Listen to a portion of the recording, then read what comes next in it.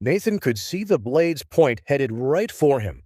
Nathan could only smirk at Elder Marius's lack of patience. How naive of you to think I'd fall for the same trick twice. Nathan did a backflip and narrowly avoided Marius's lunge.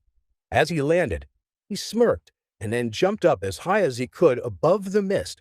Just as he was about to fall back to the ground, he chuckled and aimed the point of his blade down toward the ground.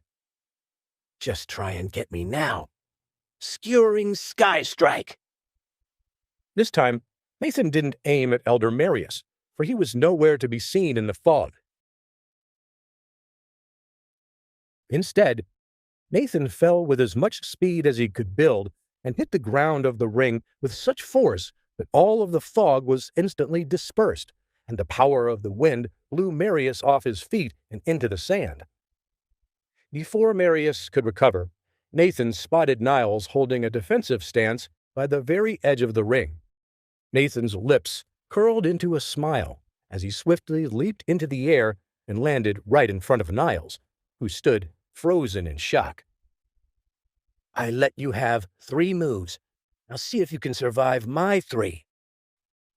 Finally, as the threat of Nathan's blade urged him into action, Niles tried to shuffle over to Marius, but was blocked off by Nathan no matter where he tried to run. Elder Marius, come quickly. I cannot face him on my own. As Marius slowly pulled himself up into a standing position, his face grew concerned when he saw where his opponent stood. Nathan merely smiled back at him. There was nothing Marius could do.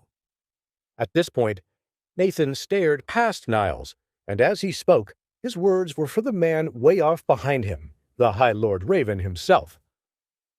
Yield the entire challenge, and I will spare him. Do it now.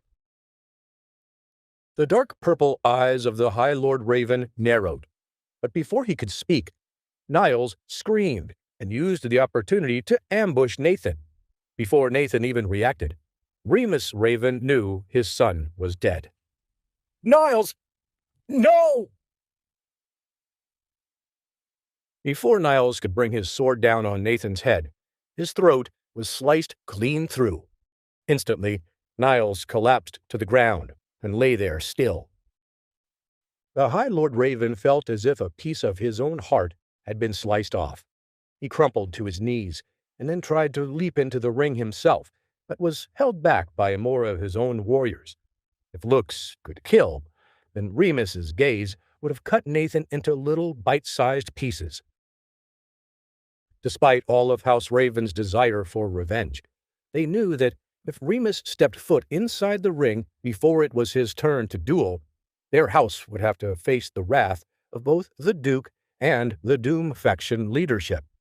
The rules around the aristocracy examination were very strict, and to break them was to yearn for your own death. Meanwhile, Nathan flicked blood from his blade and turned to face his other opponent. Marius had also screamed for Niles to stop his attack, but now that it was too late, he got up and snarled as he raced to avenge his lord's eldest son. How dare you kill my lord's son, you murderous demon! I'll have your head for that. Nathan prepared for another attack with a defensive stance. He chose to face me in the ring himself. If he wished to live, he should have yielded.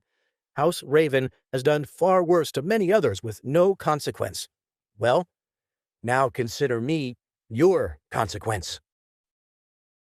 Marius bum-rushed Nathan, then stopped at the last moment and began to slowly circle him.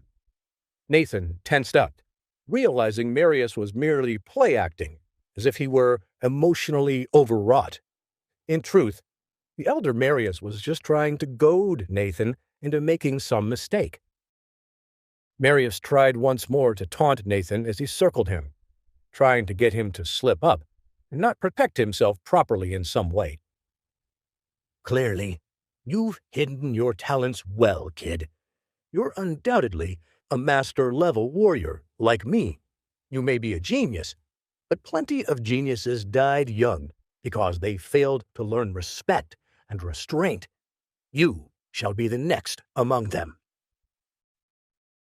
As he circled, Marius was channeling his spiritual energy together in order to prepare for one final attack. He had to give it his all, because, after his failure to protect Niles, the only way he could redeem his honor in the eyes of House Raven is with Nathan's body at his feet. Nathan gritted his teeth. He was tired of playing around. It was time to finish this. "Enough talk. Let me send you to Niles right now." Nathan raised up his broadsword and charged the old man. Marius smiled. This was just what he was waiting for. He hurriedly released all of his spiritual energy at once, and his skin glowed purple as he moved. However, before they made contact, Nathan released his Asura weakening aura, which tore through Marius's spiritual energy like a knife through paper.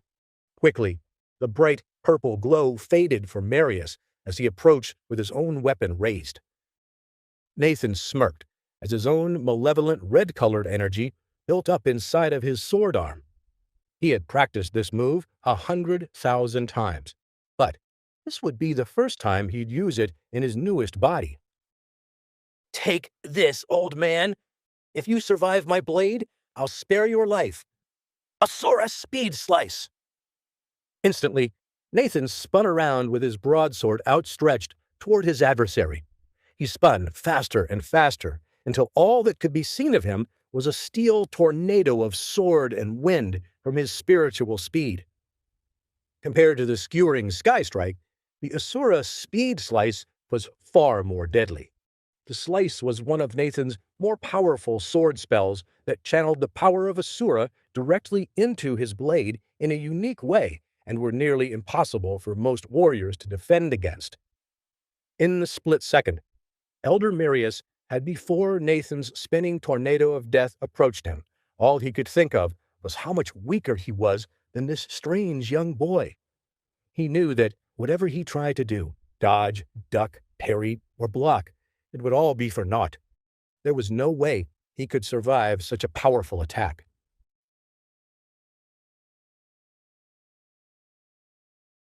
The lightning-fast, slicing tornado sucked Elder Marius in and spit him out violently a moment later.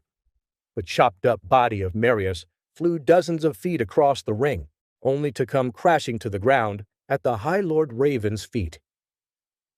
As the attack finished, Nathan's footwork slowed until the crowd could see his body once more. Nathan sighed as he slowed to a stop and rebalanced himself. He once again flicked the blood off his blade as he smiled sinisterly at the horrified looks of the members of House Raven. Slowly, the High Lord Raven got over his initial shock and looked down at Elder Marius as the old man weakly groaned.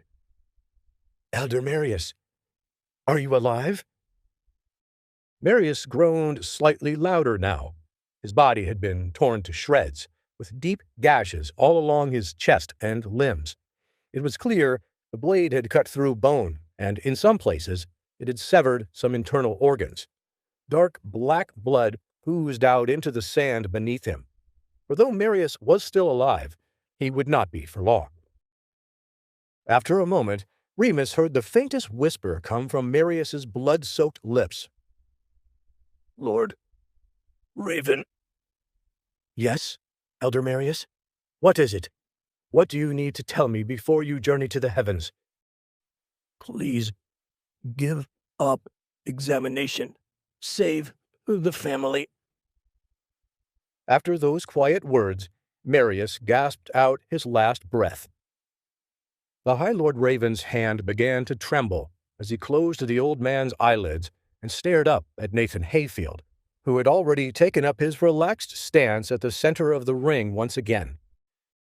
"What demon has possessed this child? How can this be happening? Is this not a nightmare of some kind?" Wait, that's not the end. You've just had a free taste. Now get the full story on the Pocket FM app, link in description. Check out our next video and playlist, and don't forget to like, share, and subscribe.